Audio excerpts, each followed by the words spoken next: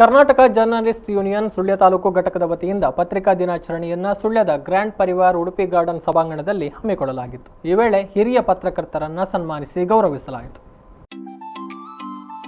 Karnataka journalist union Sullia taluk ಘಟಕದ ವತಿಯಿಂದ ಪತ್ರಿಕಾ ದಿನಾಚರಣೆ 2020 ಇಂದು ಸುಳ್ಯದ ಗ್ರ್ಯಾಂಡ್ ಪರಿವಾರ್ ಉಡುಪಿ ಗಾರ್ಡನ್ ಸಭಾಂಗಣದಲ್ಲಿ ನಡೆಯಿತು. ಕಾರ್ಯಕ್ರಮವನ್ನು ತಹಶೀಲ್ದಾರ್ ಅನಂತ್ ಶಂಕರ್ ಅವರು ದೀಪ ಬೆಳಗಿಸುವ ಮೂಲಕ ಉದ್ಘಾಟಿಸಿದರು.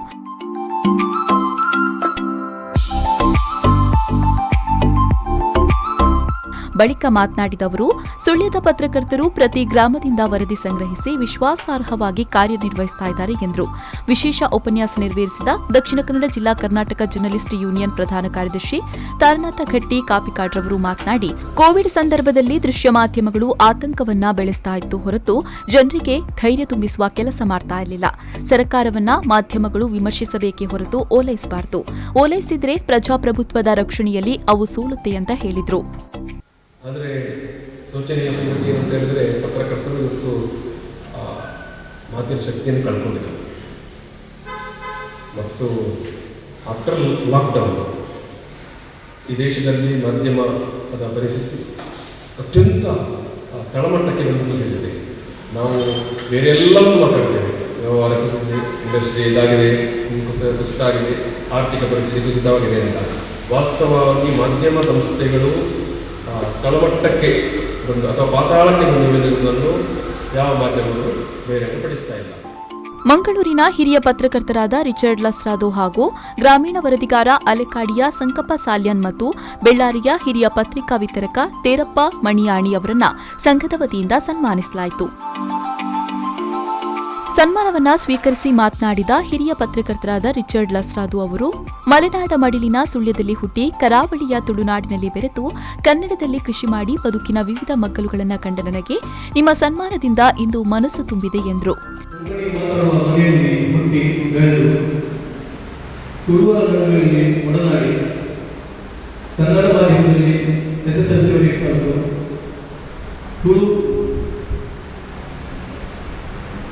ಮಲಯಾಳಂ ಮತ್ತು ತಮಿಳು ವ್ಯಾಪಾರಿಗಳ ನಡುವೆ ಸಂವಹನ ನಡೆಸಿ ಎಲ್ಲ ಭಾಷೆಗಳು ಸ್ವಲ್ಪ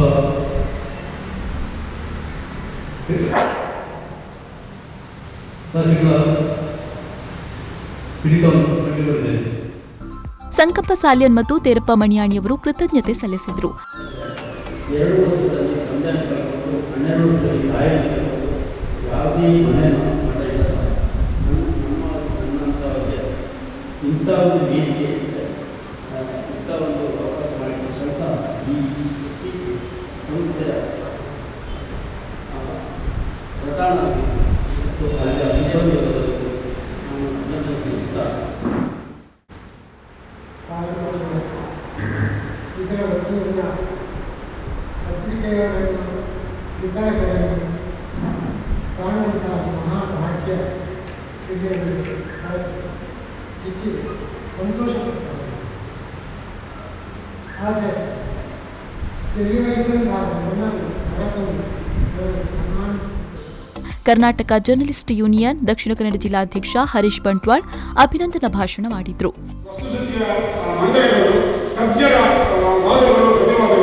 ಅತ್ಯಂತ ಚಂದ, ಅದು ಅಷ್ಟು ಕಿವಿಗೊಟ್ಟರೆ ಅದರಿಂದ ನಾವು ಮಾಡಿ ತೋರಿಸ್ಕೊಳ್ಳಿಲ್ಲ. ಅಷ್ಟು ಒಳ್ಳೆಯ ವಿಚಾರಗಳು, ಅಷ್ಟು ವಿಚಾರಗಳನ್ನು ನಾವು ತಿಳ್ಕೊಳ್ಬೇಕಿದ್ರೆ ನಾವು ಅದನ್ನು ತಿಳಿದುಕೊಳ್ಳಬೇಕು, ಅದನ್ನು ನೋಡುವಂಥ ಗಮನಗೊಳಿಸ್ಕೊಳ್ಬೇಕು. ನಾವಿಲ್ಲಿ ಕೃಷಿ ಕಾರ್ಯಕ್ರಮ ಮಾಡಿದ್ರೆ ಯಾರು ನೋಡೋರಿಲ್ಲದಿದ್ದರೆ ನಾವು ಕೈಗೆ ನಮ್ಮ ಪ್ರಚಾರ ಮಾಡ್ತಾರೆ, ಅದನ್ನು ನೋಡೋರಿದ್ದಾರೆ.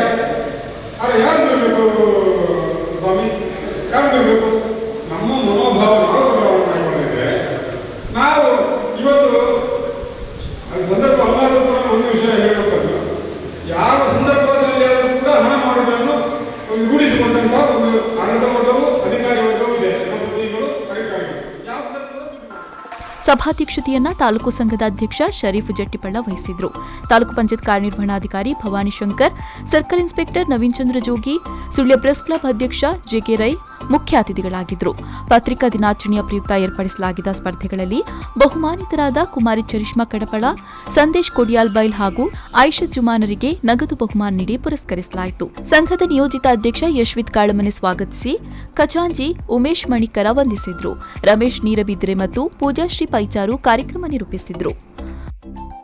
ಬ್ಯೂರೋ ರಿಪೋರ್ಟ್ ವಿ4 ನ್ಯೂಸ್ 24/7 ಮಂಗಳೂರು.